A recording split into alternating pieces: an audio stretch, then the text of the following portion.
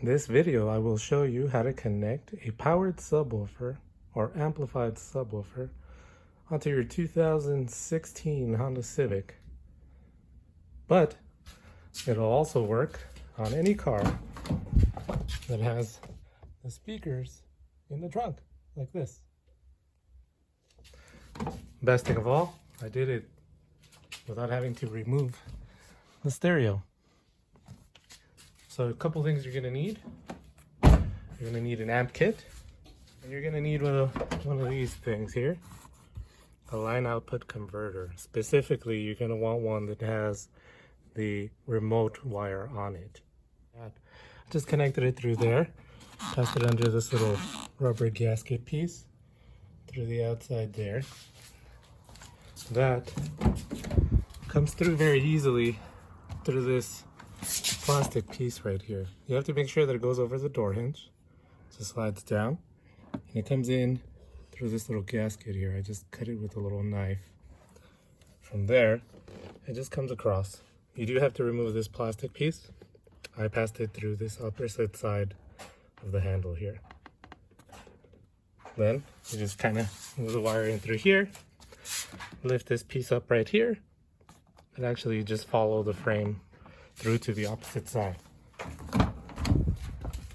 And again, from here, just comes across, lift up this plastic piece, go under the seat, put the seats down, and it does come across to the trunk.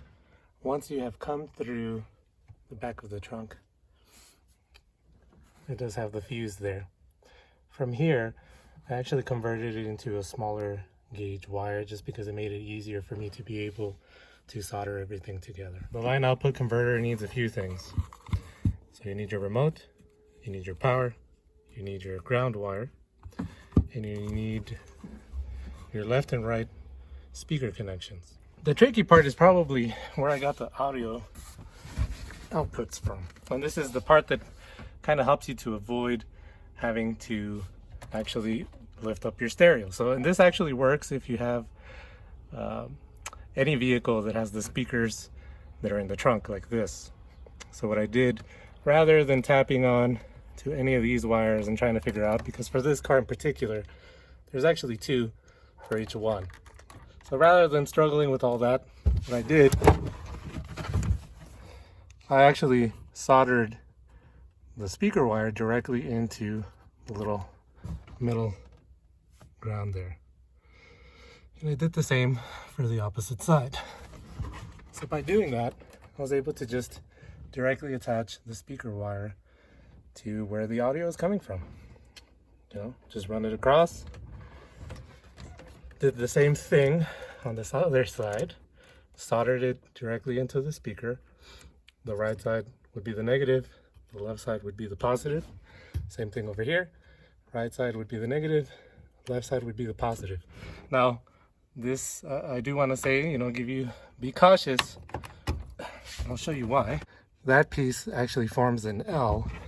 So you want to be really careful, because when that starts to heat up, the piece on the inside will actually come loose. It'll start to wiggle out of its position. So you have to be extremely careful. If you do want to go for the option of soldering it like I did, just be aware that the heat is going to loosen up the connectors on the inside if you're not careful. So you want to make sure you take that into consideration when you're going to start soldering. Now you don't need to solder, but I did want to do something that was more permanent. I had about 10 feet worth of speaker wire, and that's what I used. So then from there, I just connected it, corresponding wire to its corresponding wire. The white in this particular case is the left speaker, so left, positive and negative. Gray, positive and negative from the right speaker. The yellow one in this case is the power wire.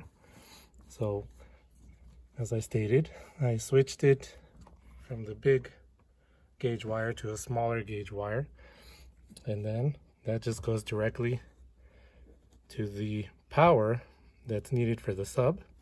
But I went ahead and just added the power from the line input converter as well.